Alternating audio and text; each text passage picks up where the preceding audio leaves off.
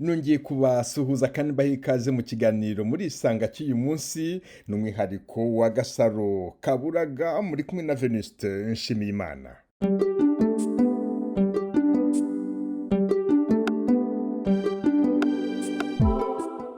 Agasaro Kaburaga ni ikiganiro ijwi ry'Amerika ibategurira mufatanije kugira ngo mushakishe abanyu mwaburanye mu bihe bitandukanye no ku mpamvu zitandukanye. Mu ntangiriro z'iki kiganiro twatangiye dushakisha bamwe mu bana bavuye mu Rwanda mu ntangiriro y'imyaka za 90 bagahabwa ababyeyi mu Bubiligi. Icyo gikorwa cyari gishyigikiwe n'ishyirahamwe ryitwa Les Eritrines ryari rifite icyicaro hahoze ari komini Sake, prefegitura ya Kibungo ni mu ntara y'Uburasirazuba y'ubu. Iryo shyirahamwe ryafashaga abavukanye ubumuga ku bihimba byo hejuru, amaboko cyangwa babuze kirera, abo bitaga abana batawe n'ababyeyi babo. Mu kiganiro cy'uyu munsi turakomeza turebe uko amategeko yakurikizwaga kugira ngo abo bana bahabwe abandi babyeyi. Umwe mu bari abana icyo gihe n'uwitwa Kamunazi Marceline wabonye ababyeyi be. Uyu munsi barahura baganire. Marceline. Oui. Je vous salue. Merci. Moi aussi. Marceline. Oui. Je vous salue. Je vous salue pareillement. Nawe aravuze ati nanjye ndagusuhuza. Ni byiza rwose utaranezerewe. Papa. Iryo jambo ry'inyuguti enye papa niryo rigize ibaruwa y'urukundo Kamunazi yandikiye se w'umubyara. Personne n'avait le droit de m'arracher à toi. Nta muntu n'umwe wari ufite uburenganzira bwo kugukuraho umwana wawe. Ntabwo tujya tubwira bihagije abantu dukunda ko tubakunda, ariko reka mbikubwire. Papa, ndagukunda. Agasaro Kaburaga. Ubushize twarangije mbasezeranya kuzarebera hamwe namwe uwashyize umukono ku rupapuro navugaga ko rwahesheje pasiporo Marceline Kamunazi kugira ngo ahabwe abandi babyeyi bamurera i Burayi. Mu kiganiro cy'ubushize twarangije kandi uwitwa Marie Aimable umurerwa wari ushinzwe imibereho myiza mu ishyirahamwe Les Eritrines atubwiye ko nta wundi wabikoraga uretse we. Ari mu kiganiro ashize amanga arabisubiramo. Noya nta raporo sociale serisi yashoboraga gukora wenyine. No. Biramutse bibaye ko hari raporo sociale usosio hari raporo nk'izo ngizo zemeza imibereho y'umwana zashyizweho umukono n'undi muntu utari wowe, uziramutse ziriho wabyakira ute? Nabyakirane. Ndumva byaba atari byo kuko aba ninde bundi se wo umusosiyare w'ururimo ntawo. Turakomeza tuyite rapport sociale mu Kinyarwanda, no kuvuga icyemezo kigaragaza imibereho y'umwana cyerekana ko ubuzima yari afite mu rugo iwabo busobanura impamvu mwiyemeje kuhamuvana. Hano mfite icyemezo cyashyizweho umukono n'uwitwa George Serish. Yego. Yaba yamubonye ateze. Kereka paruwasi zamumuhaye. Keretse bene babana babaga mu maparuwasi. Keretse be babana babaga bari uko abana bose bo mu Les Eritrines sinzi niba nakubwira ngo bose ndabazi. Ariko hariho tuvuge nka paruwasi runaka yashoboraga kugira. Yashoboraga kuba ifite umwana babitaga ngo kira depoteje. Ba Caritas. Abo ngabo nabo bashoboraga kuserese kugira ngo babone nuko yabaga afite umuntu wabamweretse. Uwo muntu wamumweretse rero eske n'umusosiyale eske si umusosiyale je ne sais pas trop. Cyangwa ni muntu ki yashoboraga kuvuga ati uyu mwana uyu no yabonetse ati. Ariko mfate nk'ofo yibi wa mbere n'uri witwa Thierry Dayer. Kandi jewe fo yibi we nari muzi wabo hari imurama. Ariko nk'uwo Thierry ni umunyakibungo. Nk'uwo mwana w'umunyakibungo ndumva atari giye wamukoreye dosiye sociale. donc n'ahantu ngiye kubyita bya Caritas. Hari ikintu cyitwaga Caritas mu Rwanda. Babaga bafite abareba bafata abana, sinzi ukuntu babitaga, abana sans bonne vie si tu veux. Nkeka ko arabene nk'abo ngabo uwo muntu wabaga waberekanye, nkeka ko yasinyaga, me simpamya ko yashoboraga gusinya atari umuntu de l'association. None se umuntu de l'association ndashaka kuvuga nka nyakwigendera umugabo wawe Jean Bosco Nyirimana, nka Louis Kayuku, nka Mediatrice niwe namuha, abo bose cyangwa umwe muri mwe yashoboraga gusinyira umwana akemeza ko agenda? Twashoboraga kwisinyira. Mwashoboraga kwisinya cyangwa ni wowe wenyine uko wavugaga? Donc nta wundi. Jewe muri association nari nshinzwe gusinya impapuro z'abana nakiriye, nakoreye raporo. Ariko mu bushakashatsi nakoze nabonye na rapport sociale ya Marceline Kamunazi. Nige wayikoze? Aho niho hari ikibazo, nabonye neza ko atari wowe wayikoze, ndibaza impamvu utayikoze. Birasinyirwa rapport sociale ndi wayikoze, ariko niwe yaranyuzeho n'igihe yanyuzeho. Ibyo nimo mvuga nyine nuko atari wowe wakoze iyo rapport sociale. No. None se ninde wamwerekanye? Aha, icyo rero nicyo kibazo nshaka ko dushakira umuti. Rapport sociale yasinywe na George Seris. Noneho rero kubera iki George Seris ari wayisinye? Kubera iki itashyizweho umukono nawe?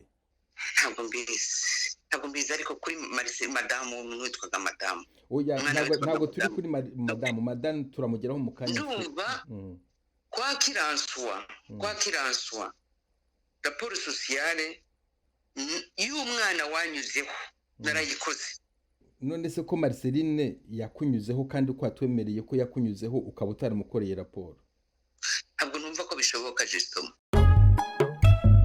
Agasaro kaburaga. Agasaro kaburaga. Ati ntabwo bishoboka, nyamara nta kidashoboka. Radio Ijwi ry'Amerika yakoze ubushakashatsi bwimbitse, iyo raporo turayibona. Ndasaba mugenzi wanjye Geoffrey Mutagoma kuyibasomera. Kamunazi Marceline, raporo ndangamimerere. Kuva yavuka mu mwaka w'1989, ababyeyi be bashatse kumwikiza, bamuzana ku ngoro ya Bikira Mariya, umubyeyi w'abakene i Gatagara. Ariko ibyo ntibyashobokaga kubera ko i Gatagara batakiraga abana batawe n'ababyeyi babo. Ababyeyi be ni abaturage batunzwe no guhinga no korora, ariko b'abakene batazi gusoma no kwandika. Bakomoka i Nyabisindu muri prefecture ya Butare. Bamaze kumenya ko hariho ishyirahamwe ryitwa Les Erythrines, bagarutse mu mwaka w'1992 gusaba ko umwana wabo yakwakirwa. Umwari ushinzwe imibereho myiza y'abaturage muri HVP, ingoro ya Bikira Mariya w'abakene, yakoze uko ashoboye ngo bavane ku izima ryo guta umwana. Kuko rero Marceline ni umwana w'umukobwa ushamaje, uretse ko yavukanye ubumuga ku kiganza cy'ibumoso gifite intoki ebyiri gusa. Afite igikumwe n'agahera. Ababyeyi bavuze mu Kinyarwanda ko badashaka umwana umeze gutyo. Igihe kigeze bazanye impapuro zose za ngombwa kandi babwira umwana wabo ko agiye kubasiga. Ibyo ntibyabagaho mu Rwanda, bikaba byerekana ko batamwitagaho. Tujya kumushaka twasanze atari mu rugo, ababyeyi be batazi aho ari, kandi bwari bwije. Umwana aratinya, ntashamaduka, arishisha.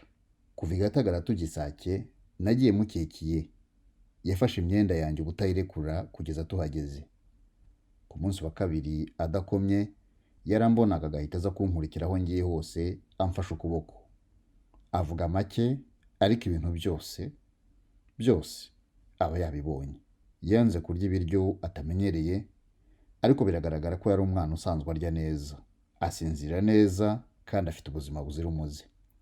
Uyu mwana nta kibazo na kimwe afite, kandi ndahamya ko azagaragaza umunezero aramutse yitaweho kandi agakundwa. Uhagarariye ishyirahamwe George Seris. urakoze Geoffrey Mutagoma. dukomeze ikiganiro ni agasaro kaburaga, umwihariko w'ikiganiro muri Isanga. Reka dusubire kuri Marie Aimable Umurerwa. Wabyumvise, raporo si wowe wayisinye, George Serishe arakuvugamo, noneho urabyibutse se cyangwa se twibukiranye, haba hari umubyeyi wigeze aza kukureba akakubwira ko yifuza kuguha umwana ngo umumurerere? Moi je dirais que la difficulté y'ivika d'un handicap y'umwana cyari ikibazo mu rugo, cyari ikibazo de familial déjà. Kenshi ni nyina wabaga uri en danger. Kwa Marcelina rero ntabwo ndabikubwiza umutima wanjye wose, ntabwo nibuka parce que je le visualise pas, ntabwo nibuka ngo byari bimeze gutyo. Ariko niba Serisi yarabivuze nuko ari igihe bimubwiye, kuko ntabwo Serisi yashoboraga kumenya uwo mwana.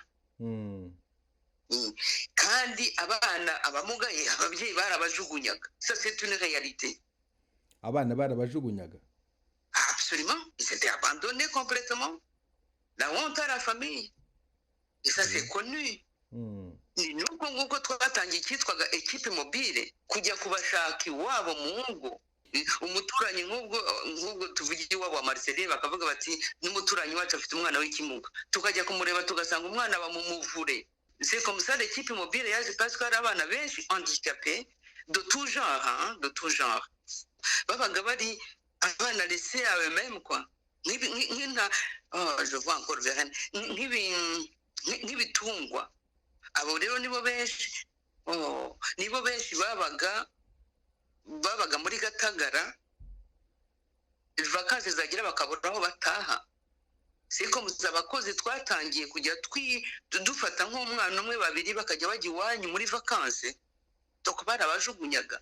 Yewe wacu kwa data umbyara twari dufite umwana ugomba kwaza muri vacances nka maison d'accueil, parce que wabo baramwanze rwose complètement. Umwana wa Gatagara. Nabajije umusaza se wa Marceline Katarabibwa Festo, se wa Marceline, ikiganiro twagiranye cyaratambutse hano ku Ijwi ry'Amerika, cyarumvikanye aho namubazaga ukuntu yemeye kwivanaho umwana we akamutanga akamuha abandi kugira ngo bamurerere, mvuge nkoresha ijambo nk'iryo ryawe, ukamutanga. Arambwira ati umwana wanjye namuhaye Gatagara kubera ko twabonaga abandi bana bajya Gatagara bakarererwa Gatagara, bakabigisha imirimo, bakabigisha métier. Twari tuzi ko nawe bazamwigisha ikintu cyazatuma yirwanaho, ariko ntabwo twari tumwanze tumutanze ngo nagenda ajya i Burayi. Ntabwo nzi rero uwo ngomba kwemera, kubera ko raporo ufite hano iranyereka yuko bo bamutanze batamushaka, bo bakambwira yuko aho ngaho je reviens là-dessus. Mu maformulaire d'adoption harimo le verbe abandonner, l'abandon. On abandonne l'enfant à l'autre. Ntabwo umubyeyi aba ari nécessairement avuga ngo ndamwanze simushaka. Mais kugira ngo adoption ibeho nuko iyo verbe iza. Ni nayo mpamvu bagenda babihindura d'ailleurs. Et le mot abandon signifie que umwana icyo gihe ngiye kubyita propriété, umuryango umufite n'umufiteho ubushobozi. C'est pour limiter les va-et-vient y'umwana dans les deux familles mbere yuko yikonstruisa au fait. Mais ababyeyi batangaga abana pas parce que babanze réellement, mais parce que babashakiye ubundi buzima. Ni nk'uko umwana iwacu mu Rwanda nyina yabaga ari umurwayi bakamuhereza nyirakuru, akarerwa na nyirakuru cyangwa akarerwa na nyirasenge. Aha rero hajemo ikintu n'umuzungu azagira ubundi buzima, c'est tout.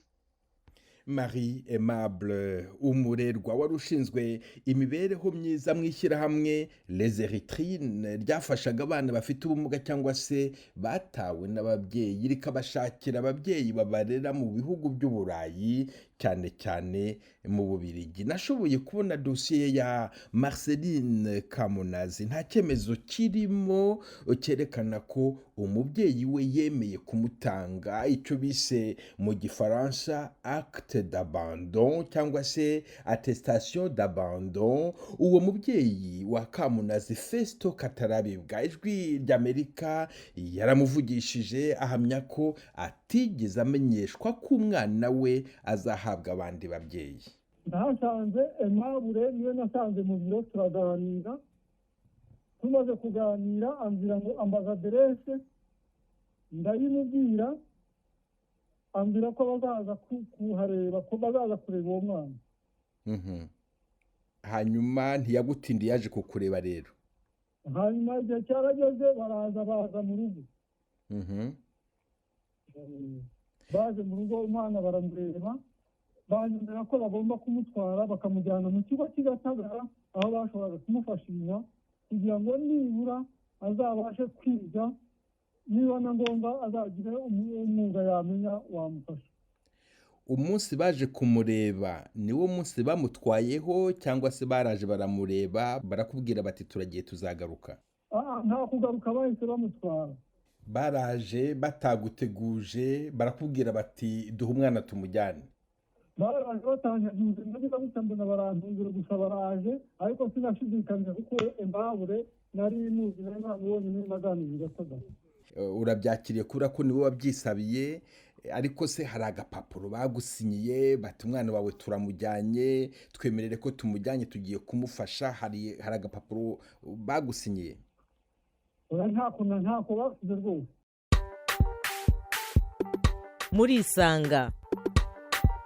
Murisanga ni ikiganiro cy'Ijwi ry'Amerika kibanda ku bibazo binyuranye byo mu karere k'ibiyaga bigari bya Afurika. Urupapuro rwari rwemewe n'amategeko y'u Rwanda, umubyeyi asinyaho yemeza ko atanze umwana, uruvugwa mu rwashyizweho umukono na Katarabirwa Festo, rwakoreshejwe igihe hasinywaga icyemezo cyo kubera umubyeyi ku buryo busesuye umwana utabyaye, icyatumye Marceline Kamunazi ahabwa abandi babyeyi. Uyu Marceline Kamunazi amaze kugira imyaka 18, ababyeyi bamureze bamuhaye dosiye ye irimo impapuro zose zakoreshejwe kugira ngo aze mu Bubiligi, gusa urusobanura ko ababyeyi be bamutanze nta rurimo. Wari ushinzwe amategeko mu ishyirahamwe Les Eritrines ni Maître Mediatrice niwe namuha, atuye mu Bubiligi. Mwaramwumvise mu kiganiro cy'ubushize ambwira uko amategeko yakurikizwaga. Muri iki kiganiro natangiye mubaza amategeko yakurikijwe kugira ngo Marceline Kamunazi avanwe mu Rwanda, cyane cyane ko umubyeyi we avuga ko nta rupapuro yigeze asinya atanga umwana we. Yewe ubwo ntabwo byumvikana, kuko ntabwo ubundi ni ukureba ubwo ni uko marerezoma George Seris atakiriho, kugira ngo turebe uko yaba yaramuvanye mu Rwanda. Ariko ubundi rwose impapuro zabanzaga gukorwa, ntabwo umwana yashoboraga kugenda adafite visa, adafite acte d'adoption. Ntabwo bishoboka, niyo mpamvu ntabyumva kereka. Ariko kubimenya nabyo biroroshye, ibyo ababyeyi bakubwira kumenya ni uko byakozwe nabyo biroroshye, cyane cyane ko uwo mwana Marceline arahari, ababyeyi bamwaduse barahari, kujya iwabo tukabasaba impapuro zerekana ko uwo mwana yaje, ninde wasinye, ni acte yatumye ashobora kuva mu Rwanda, yaziye kuzihe impapuro, ibyo tukabibona. Nizo chance ko aba babyeyi baranariho. Ndifuza kukubaza nkawe w'umunyamategeko, George Seris yashoboraga ate gusinya rapport social atari umusocial? No, George Seris yari afite umusocial, kereka niba hari ibyo yakoze mbere.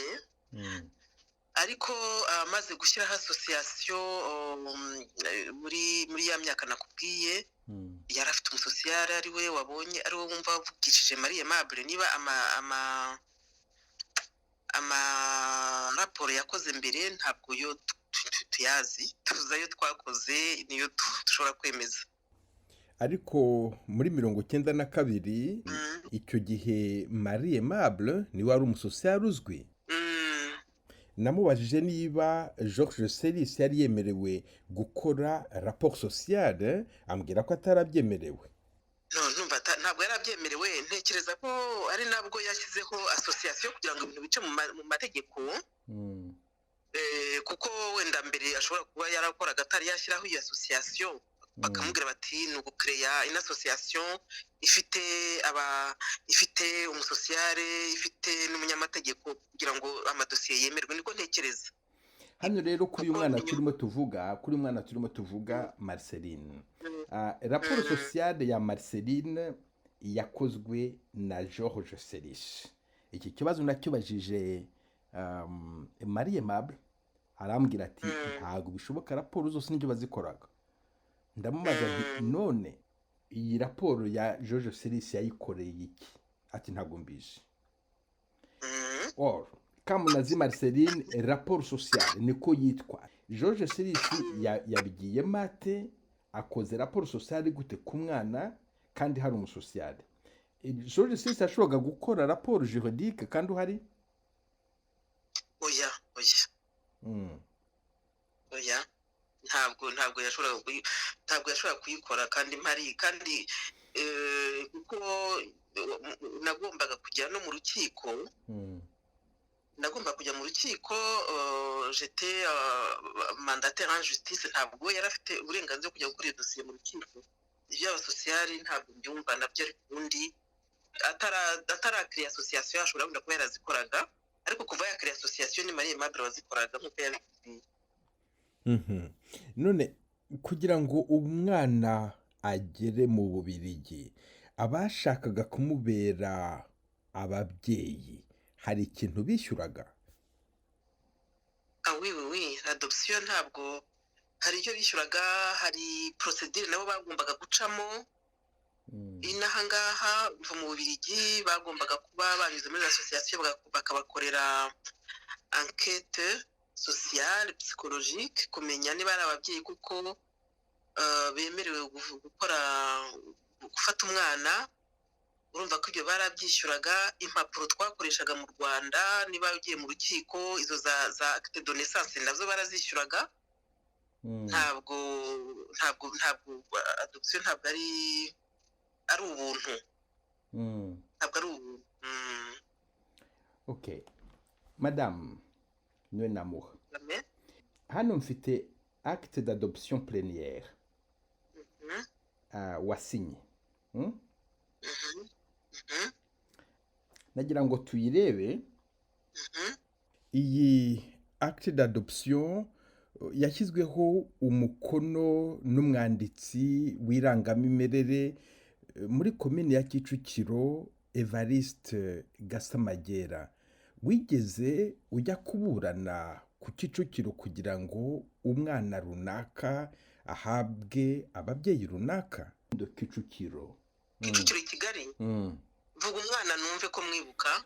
Oya, mbere yuko nkubwira umwana, ndashaka kubanza kunyemerera niba warigeze ujya ku Kicukiro nk'umuntu uhagarariye ishyirahamwe Les Eritrines. Kicukiro banabyibukara, ntabwo numva mbyibuka ibyo ku Kicukiro. Kicukiro ni muri Kigali, hari umwana se wo muri Kigali. Ikibazo nibaza ni iki ngiki: bishoboka gute ko umwana ukomoka tuvuge muri komini ya Nyabisindu yahabwa icyemezo cyo kugira ngo ahabwe abandi babyeyi, icyo cyemezo akakibonera muri komini ya Kicukiro kandi atahavuka? Ibyo ngibyo birashoboka? Ntabwo bishoboka, numva bidashoboka. Kereka ababyeyi be wenda bari umubyeyi we yarimutse agahindura domicile akajya ku Kicukiro, naho ubundi umwana icyo cyemezo cy'amavuko cyaturukagaho umwana yavukiye. Ariko hano turavuga icyemezo cyo kumutanga. ku Kicukiro ndumva muri souvenir zanjye nta mwana mbona wo ku Kicukiro, ntawe ndimo ntekereza wo ku Kicukiro. Impamvu nkubaza ibi ngibi, hano mfite umwana umwe ukomoka i Nyabisindu ariko acte d'adoption ikorewe ku Kicukiro.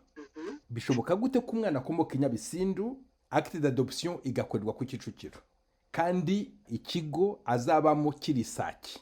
Urumva ko uwo mwana afite ahantu hatatu atuye, akomoka i Nyabisindu niho ababyeyi be bari, burugumesitiri wo ku Kicukiro niwe umusinyiye acte d'adoption, akahava akajya kuba Isake ukabisinyira. Gusinyira acte d'adoption deja njyewe ntabwo nasinyaga acte d'adoption, yasinywaga n'urukiko. Abakomeje kutwumva nongere mbibutse ko mukurikira radio Ijwi ry'Amerika. Tumaze kumenya urusobe rw'ibibazo n'utubazo biri muri iyi dosiye yo gutanga abana. Twakomeje ubushakashatsi dushaka impapuro zasinywe kugira ngo abo bana bave mu Rwanda.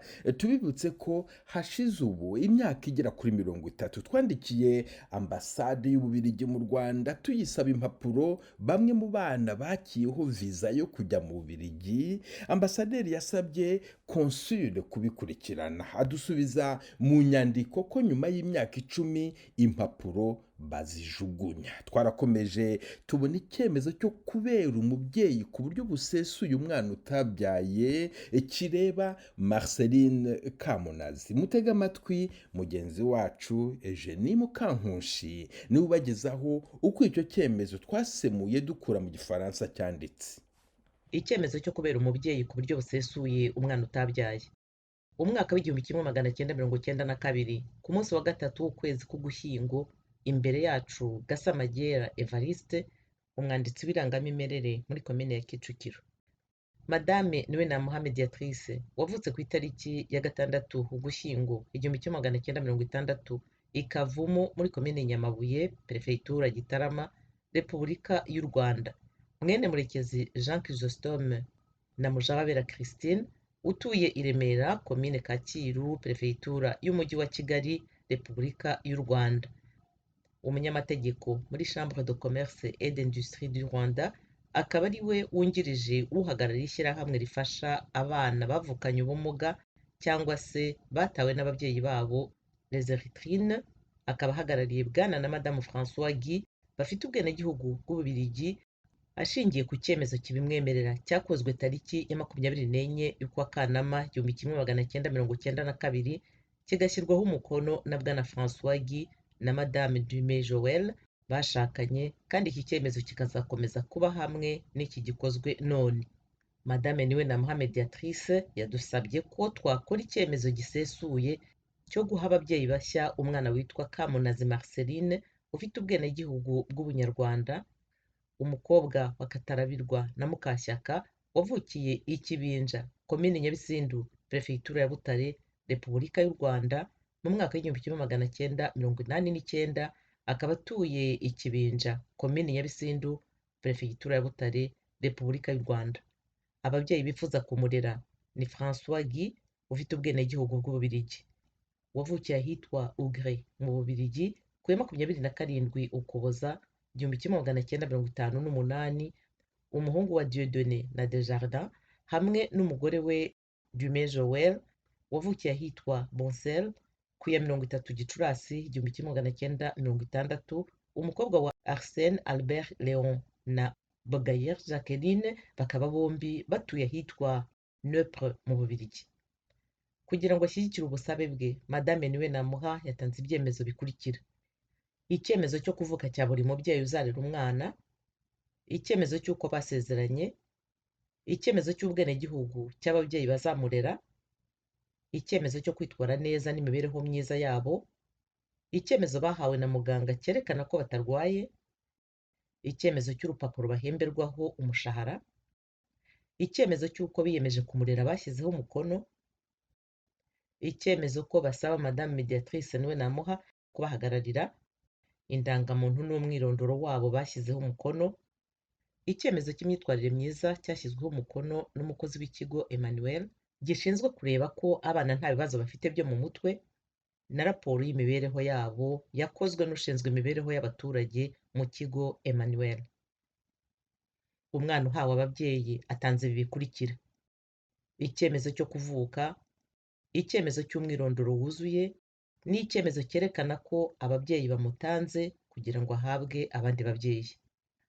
Dushingiye kuri ibi, hakozwe iki cyemezo cyo kubera umubyeyi ku buryo busesuye umwana utabyaye kidasubirwamo, hari uwitwa Karemera Marcel wavukiye i Bwishi muri komine Nyarutovu, perefegitura ya Ruhengeri mu mwaka w'1958, utuye ku Kimisagara muri komine Nyarugenge muri perefegitura y'umujyi wa Kigali, akaba ari umukozi wa leta, na Mukamanzi Placidi wavukiye muri komine Ndusu, perefegitura ya Ruhengeri mu mwaka w'1953, utuye i Gikondo muri komine ya Kacyiru, perefegitura y'umujyi wa Kigali, akaba ari umukozi wa leta. Tumaze gusomera iki cyemezo uwagisabye n'abemeza ko bakibonye gikorwa, natwe tugishyizeho umukono. Umwanditsi w'irangamimerere muri komine ya Kicukiro, Gasamagera Evariste, burugumesitiri wa komine Kicukiro. Abandi basinye niwe Namuha Mediatrice, Karemera Marcel, Mukamanzi Placidi, Noteri Kabarira Clement. Urakoze Eugenie Mukankusi. Iki cyemezo kiri muri dosiye yatumye Marceline Kamunazi yoherezwa mu Bubiligi. Kiriho imangu n'ibirangantego bya Repubulika y'u Rwanda. Nganira na Maître Mediatrice niwe Namuha yakomeje kumbwira ko atabyibuka ndetse ko atazi ko yahagarariye François Guy na Dume Joël. Amasegonda ya mbere y'ibyo twavuganye ari mu Gifaransa, ariko mu twihanganire turizera ko yumvikana adashyizwe mu rundi rurimi.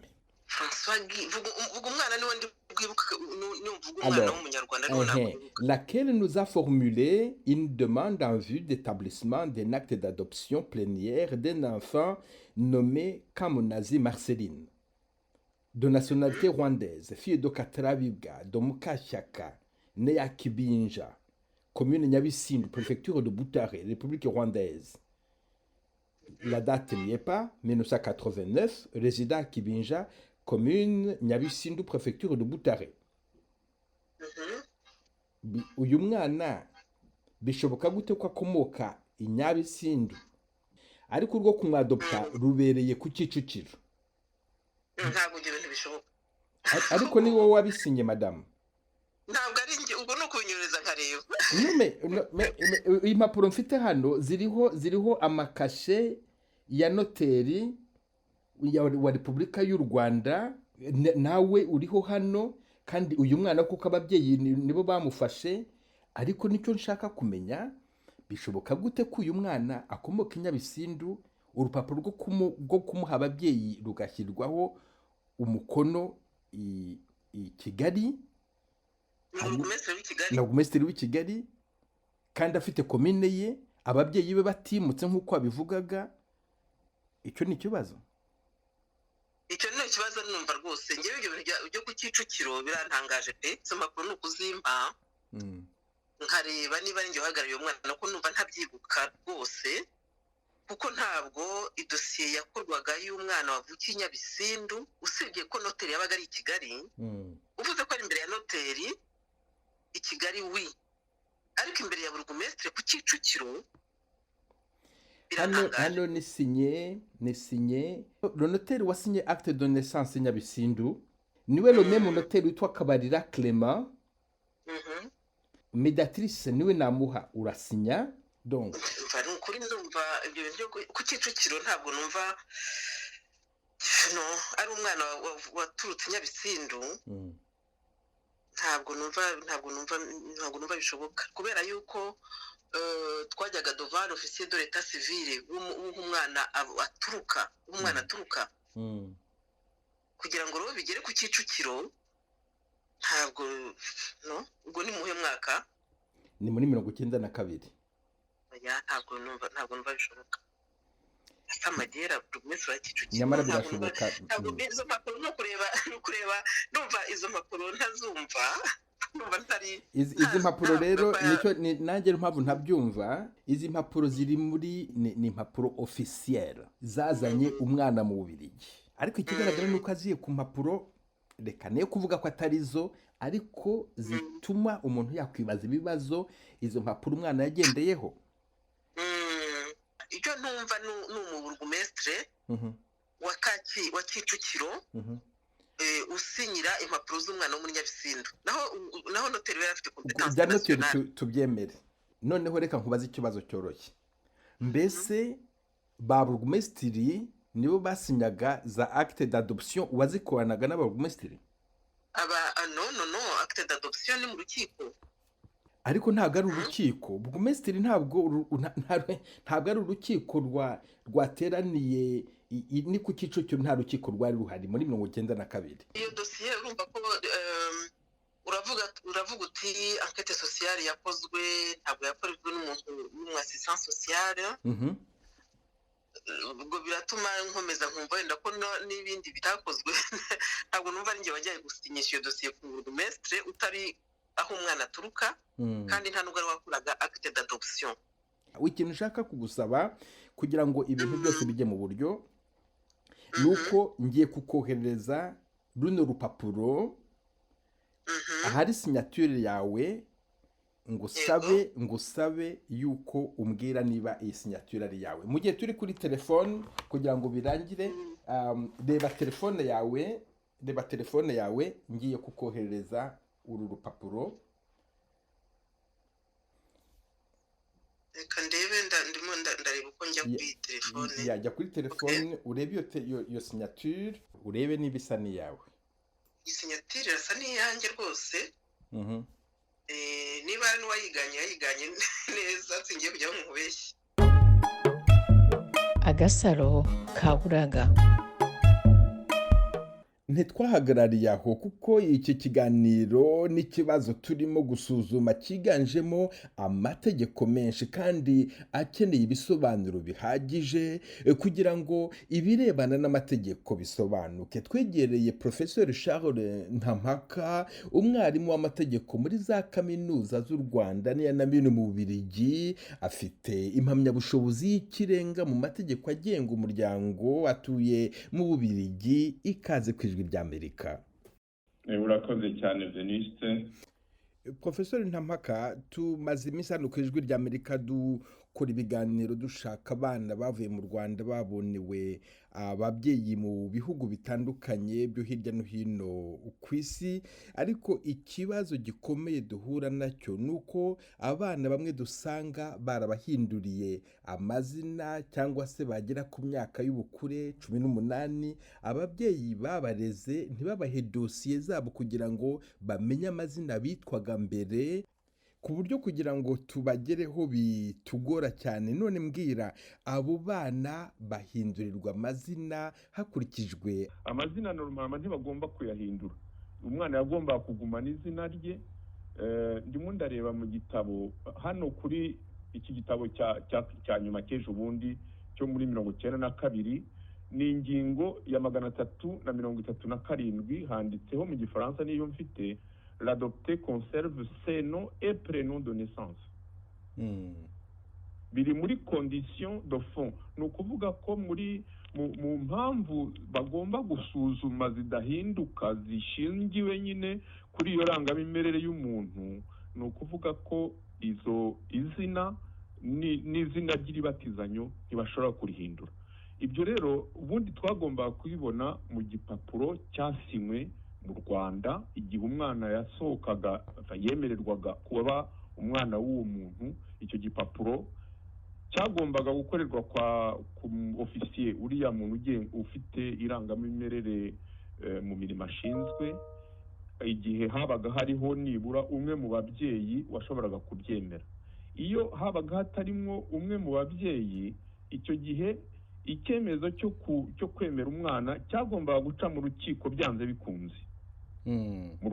Ndavuga mu itegeko rya mbere, iryo ry'umwami Leopold, ni ukuvuga yuko nta na rimwe umututeri, ni ukuvuga umuntu ushinzwe kurera umwana, ashobora kumutanga urukiko rudakoze icyo twitaga mu Gifaransa homologation, ni ukuvuga icyemezo cyemera yuko byakozwe byanyuze mu nzira y'amategeko. Ubwo rero ushobora kuyibona habiri, ni ukuvuga ko wayibona kwa officier de l'état civil, umuga ushinzwe irangamimerere, bitabonetseyo niba umwana atari afite se na nyina mugomba kubibona mu rukiko rw'ifasi yari urukiko rwa mbere rw'iremezo uko rwitwaga icyo gihe rwari ruri aho ngaho umwana yatangiwe. Noneho bombi ushobora kubihabona. Ugize neza cyane ku mpumura amaso. Reka nkubaze ku mwana nyirizina turimo tuvugaho. Umwana duheruka kubona ejo bundi witwa Kamunazi Marceline yavuye mu Rwanda muri 1992 yoherezwa kurerwa mu Bubiligi. Agezeyo ahindurirwa amazina yitwa Marceline François. Irya Kamunazi barivanaho nta naho ryanditse mu mpapuro na hamwe ziri mu Bubiligi, ariko twashoboye kumugeraho dukoresheje ubundi buryo. Urashaka kumbwira ko rero bitari byemeye yuko iryo zina rye barikuraho? Ntabwo byari byemewe kuko iyo ngingo ya 337 ivuga yuko agomba kugumana izina rye n'izina ry'iribatizanyo. 337 ndayisubiramo. Noneho rero kandi agomba no kugumana 336 ivuga yuko agomba kugumana ni ukuvuga relation, ni ukuvuga umubano, agomba kugumana iteka uburenganzira bwe afite mu muryango akomokamo. Ni ingingo ya 336. Bishoboka gute ko mu mategeko ko uwo mwana yavuye mu Rwanda ise nta rupapuro na rumwe asinye rumwemerera ko agenda? Icyo nkeka ni uko umwana ashobora kuba yaravuye mu Rwanda baremeje yuko se atakiriho, cyangwa ko nta mubyeyi n'umwe afite. Niba harabaye adoption nyayo yabereye mu rukiko rwa mbere rw'iremezo i Gitarama, niho umuntu yabona urubanza rwemeje yuko uwo mwana agenda. Hanyuma bishobora kuba byarandikiwe kuri prefecture Gitarama na sous-préfet wari ushinzwe ibyerekeye irangamimerere. Donc mu bitabo by'irangamimerere bya prefecture n'igitabo cya kuko yari ntuza, ndavuga ko yari Gatagara ni muri Gitarama icyo gihe. Ni ukuvuga ko umukozi mukuru ushinzwe irangamimerere i Gitarama yari sous-préfet ushinzwe ibyerekeye ubutegetsi n'imitegekere, niwe wari ushinzwe irangamimerere. Hari igitabo cyabyo byanditsemo, akaba yaranakoze acte yagiye mu rukiko rwa mbere rw'iremezo rw'Igitarama, nirwo rwatanze uburenganzira bwo kuza. Bitabaye ibyo ngibyo ubwo umwana baramwibye. None se hano mfite urupapuro acte d'adoption ya Kamunazi Marceline yasinyweho na officier de l'état civil witwa Gasamagera Evariste, akaba yari burugumesitiri wa komine Kicukiro, kandi umwana akomoka i Nyabisindu. Ibi bisobanurwa bite mu mategeko? Ntabwo ubundi byagomba gusobanuka. Ni ukuvuga ko ubwo ubundi umwana agira aho abarizwa. Twagera mu Rwanda twagiraga aho dutuye, tukagera n'aho twanditswe mu bitabo by'irangamimerere. Ni ukuvuga ko ubwo umwana yitwaga ko atuye ku Kicukiro ariko akaba akomoka i Nyanza. Icyo gihe byarashobokaga rero niba uwamureraga atuye ku Kicukiro kuba ari we wagiye akajya ku Kicukiro kumwandikisha. Byo byarashoboka kuko mu Rwanda washoboraga gukora igitabo, donc washobora kwiyandikisha mu irangamimerere aho ubarurirwa cyangwa se aho utuye. Ni nk'uko twandikishaga abana bavutse, ugomba kujya kumwandikisha nompa aho yavukiye me aho ukomoka. Ubundi mu by'ukuri yagombaga kwandikwa kuri adresse ye ya se, ni ukuvuga i Nyanza. Donc bigakorwa na burugumesitiri wa Nyabisindu i Nyanza, noneho bikazanyura mu rukiko rwa mbere rw'iremezo rw'i Nyanza, rwari igice cy'urukiko rw'Ubutare. Ntabwo byashobora gukorerwa i Kigali. Ubwo byakorewe i Kigali rero ni ukuvuga ko umwana bari bamuhaye residence i Kigali kuko bavuze ko se na nyina batakibaho, yari agifite noneho adresse kwa tuteur we. Icyo mugomba kureba ni ukureba ni uruhe rupapuro uwo muryango wari ufite ahubwo rwitwa ko abo bana ari abawo. Urupapuro mfite hano ni icyemezo cyitwa adoption plénière, giha uburenganzira busesuye ababyeyi bahawe umwana bagomba kurera. Urupapuro rwashyiriweho umukono ku Kicukiro ya Kigali. Déjà adoption plénière ntabwo yabaga icyo gihe. acte d'adoption plénière ntiyabagaho? ntayibaho ntabwo yabagaho mu mategeko yacu. Nicyo kibazo, kubera ko ababyeyi bamburwaga uburenganzira ubwo ari bwo bwose ku bana babo. Urashaka rero kuvuga yuko byabaga binyuranije n'amategeko y'u Rwanda? Muri iki gitabo cya mbere cy'amategeko, itegeko ryo kuri 27 z'ukwezi kwa 10/88 ryakurikizwaga muri 92. Ni ingingo ya 336 ivuga ko mu Gifaransa l'adopté garde ses liens avec sa famille naturelle et il conserve ses droits et toutes ses obligations. Ahangaha ni ukuvuga ko nta adoption plénière ishoboka, kuko adoption plénière ubundi yitwa yuko icyo gihe uvuye burundu mu muryango wawe, ko ugiye mu muryango wakwemeye kukurera, kutazongera no kugira icyo ubura nayo muri uwo muryango wemeye kukurera, ahubwo ukakugira umwana mbega ufite uburenganzira nk'ubw'abana bandi bavutse mu buryo bukurikije amategeko. Aha rero iri tegeko ryacu ntabwo rwabyemeraga, ntabwo byari byemewe n'iri tegeko. Kubyita ko adoption plénière ntayabagaho. Ibyo ngibyo ni abus de pouvoir. Professeur Charles Ntampaka, uzakomeza kudufasha kumva amategeko cyane cyane arebana no guha abana ababyeyi babarera.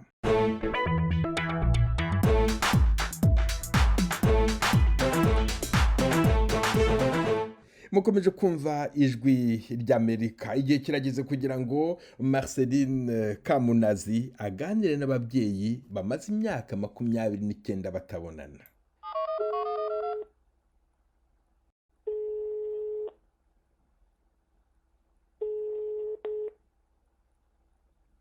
Oui, Marceline, ça va? Oui, ça va, et vous? Oui, ça va. J'ai tes parents au téléphone. Tu es prête à leur parler? Oui. Muzehe Gatarabibwa, umukobwa wawe ari hano kuri telefone, ushobora kumusuhuza? Namusuhuza rwose. Marcelina. Oui. Kamunazi Marcelina, uraho neza? Il te salue par ton nom, Kamunazi, et te demande si tout va bien. Oui, ça va bien. Oui. Et vous? Mzee, nimuvugane rwose mukoreshe ubwuzu bw'umutima, ururimi ntirubabere umupaka. Marceline. Oui. Je vous salue. Merci. Moi aussi. Marceline. Oui. Je vous salue. Je vous salue pareillement. Nawe aravuze ati nanjye ndagusuhuza. Ni byiza rwose utaranezerewe. Il dit qu'il est très content de t'avoir au téléphone. Moi, je suis... Il dit vraiment qu'il est super content. Je suis vraiment contente aussi. Et il dit qu'il est avec ta maman. Oui.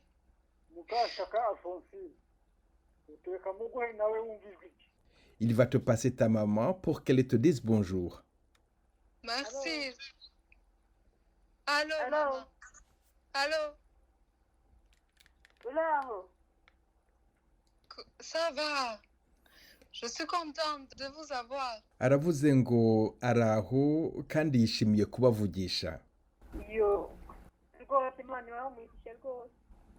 Il implore la bénédiction de Dieu sur toi, Marceline.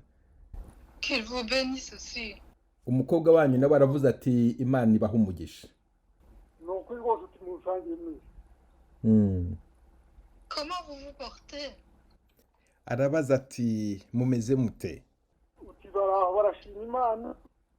Il dit qu'il se porte bien grâce à Dieu. Toi également, le bonjour de tes frères et sœurs. Afite abavandimwe abahungu n'abakobwa? Hari batanu. Abahungu batatu n'abakobwa babiri. Toi 2 frères et 2 sœurs. Et moi, je suis la quantième alors. Marceline arabaza ati jyewe ndi uwa kangahe muri abo bana batandatu? Il dit que tu es la 3e de la fratrie des 6. Et maintenant, il y a ta sœur Maria qui souhaite te dire bonjour. Maria, ushobora kumusuhuza? Maria. Oui. Bravo. Bonjour Maria. Bonjour. Quel âge tu as maintenant? Ati ufite imyaka ingahe? 26. Il dit qu'elle a 26 ans. Oh, on est proche. Je vais avoir 33 ans. Aravuze ati ni nkaho tungana kubera ko ngiye kujya imyaka 33. Est-ce que vous savez que j'existais? Arakubaza ati mbese wari uzi ko mbaho? Navutse baramujyanye. Il dit qu'à sa naissance tu n'étais plus là. Et on lui a pas dit? Bigeze bakubwira ko bamujyanye ahantu? Est-ce que mes parents lui ont dit que j'allais revenir après? Arakubajije ati mbese ababyeyi banyu bari barababwiye ko azagaruka? Bari baravuze ko bari baramujyanye ariko azagaruka bahita bamujyana numvaga bavuga ngo bamujyanye mu Bubiligi. Nsubiza Muzehe Katarabibwa. Muzehe Katarabibwa, umukobwa wawe hari ikibazo ashaka kukubaza gikomeye, arashaka kumenya abaje kumuvana mu rugo. Je lui dis que tu veux savoir qui est venu te chercher à la maison.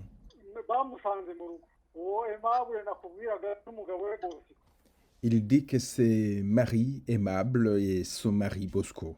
Muzehe Katarabibwa, umwana wawe arashaka kumenya niba waramutanze ku bwende bwawe cyangwa se niba hari ikindi cyiza wamushakiraga atari ukumwikiza nk'uko bivugwa.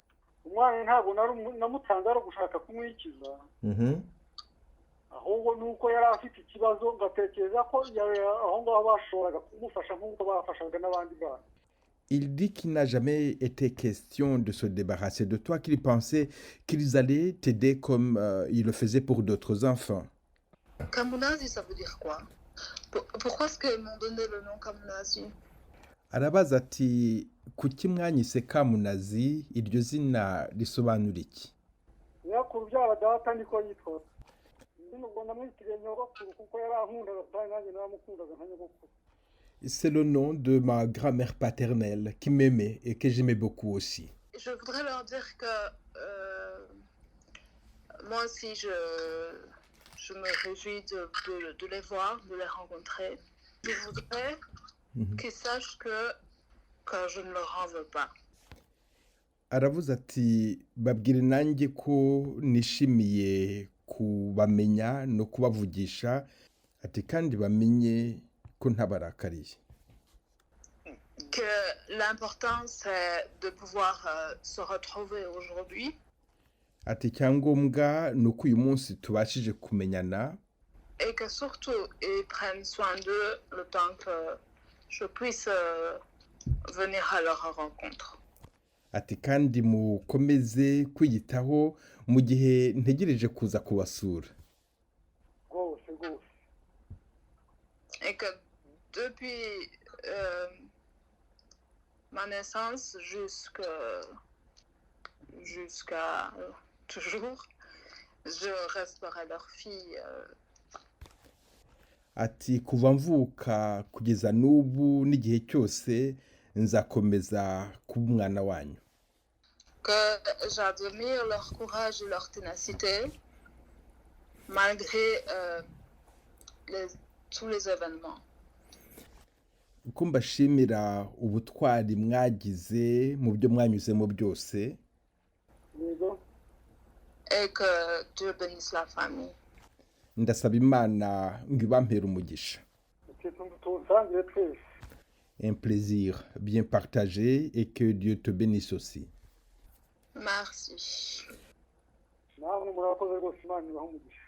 Mukuri ikigaragara cyo rwose nuko turishimye kandi ijwi rya Amerika ni ukuri rwose murakoze mwagura amarembo. Agasaro kaburaga kabonetse. Ijwi ry'Amerika yifatanije na Marceline Kamunazi, ababyeyi n'abavandimwe be muri ibi byishimo. Namwe bakunzi b'ijwi ry'Amerika mudufashe muri ibi byishimo. Ijwi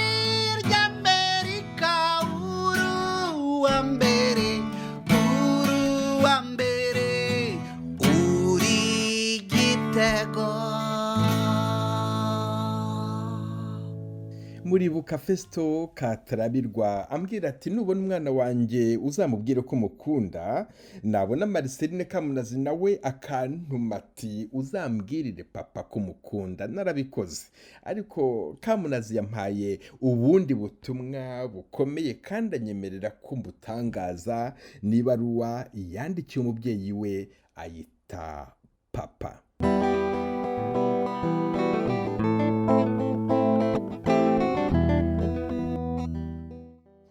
Papa, il y a maintenant un peu plus de 30 ans que je n'avais plus eu l'occasion de prononcer ces 4 lettres papa, à ton égard. dore hashize imyaka irenga 30 sinigeze ngira amahirwe yo kukubwirira ijambo rigizwe n'inyuguti enye zikuvuga kandi zifite igisobanuro gikomeye kuri jyewe. Hashize igihe kinini abantu bihaye kwinjira mu rugo rwawe mu gicumbi cyawe. Wifuzaga gusa ikintu kimwe kuri jye, ko mbasha kwigishwa umwuga nubwo nari mfite ubumuga budakabije ku kuboko kwanjye kw'ibumoso. Banjyanye turi kumwe i Gitarama, aho bagusezeranyije kungira umuntu w'ingirakamaro. Waje kumenya nyuma y'uko icyo banshakiraga kwari ukumpa abandi bandera. Imyaka 29 yose naratereranywe ngo kubera ubumuga budakabije nari mfite, kandi ngo kubera ko mwari abantu batamenya kunyitaho. Igihe nabazaga ibibazo bambwiye ko mugomba kuba mwarapfuye muri jenoside.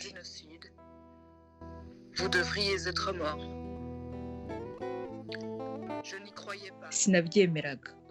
Ku mutima wanjye wa buri gihe numvaga ikibatsi cy'umuriro cy'icyizere gituma numva ko batambwije ukuri kose. Ariko wabigezeho papa. Nakuriye mu muryango wuje urukundo, unshyigikira, kandi wanyigishije kwitanga no kugira ineza. Nize amashuri ajyanye n'imibereho myiza y'abantu no gufasha abahungabanye, ndetse nize no gutwara imodoka nk'abandi. Reba papa, narakuze mvamo umuntu. Je suis devenu quelqu'un. À 27 ans, mfite imyaka 27, nabonye impano nziza kuruta izindi. Nabaye mama w'agakobwa keza k'igitego. Sinabona amagambo mbisobanuramo ngo nkubwire ubwuzu nagize. Ubu ndumva ko wari umerewe nawe igihe navukaga. Tu as lutté encore et toujours. Washoje urugamba inshuro nyinshi, werekanye imbaraga inshuro nyinshi, wagaragaje ubutwari inshuro nyinshi. Sinabura kugushimira kubera izo nyigisho, kuko nicyo kintu cyiza umuntu ashobora guhabwa. Le prénom que ta petite fille porte. Izina ry'umwuzukuru wawe risobanura ko Imana ari umunyambabazi. Ndashaka kukubwira uyu munsi ko ntacyo ngushinja, ko uri intwari yanjye, intwari iruta izindi. Qu'il est bon de savoir que tu es là. Nta cyiza nko kumenya ko uhari kandi ko dushobora kongera kubonana nyuma y'imyaka 29 tubikesha abantu buzuye ubumuntu. Mbasha kumva urukundo rwawe rwose mu ijwi ryawe, ariko nzi ko bizaba byiza kurushaho umunsi nzabasha kuguhobera noneho ukagira amahoro. Nta muntu wari ufite uburenganzira bwo gukuraho umwana wawe.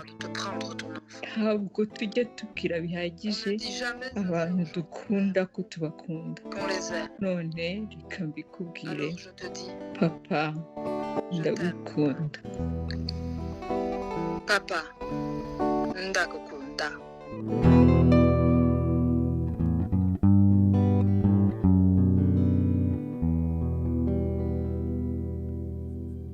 iyi baruwa ya Marceline Kamunazi ni baruwa yandikiwe ababyeyi bose bagishakisha abana, ibaruwa y'urukundo ruhoraho y'ubuntu nyabuntu. Abandi bana dushakisha ni Lucie Ingabire, Emmanuel Uwimana, Alain Flavien Mudacumura, Aline Ngwino Ndebe na Nadege Uwase Rwagasana. Mukomeze mudufashe dushaka Gasaro Kaburaga. Amahoro y'Imana, mwari kumwe na Venuste Nshimiyimana.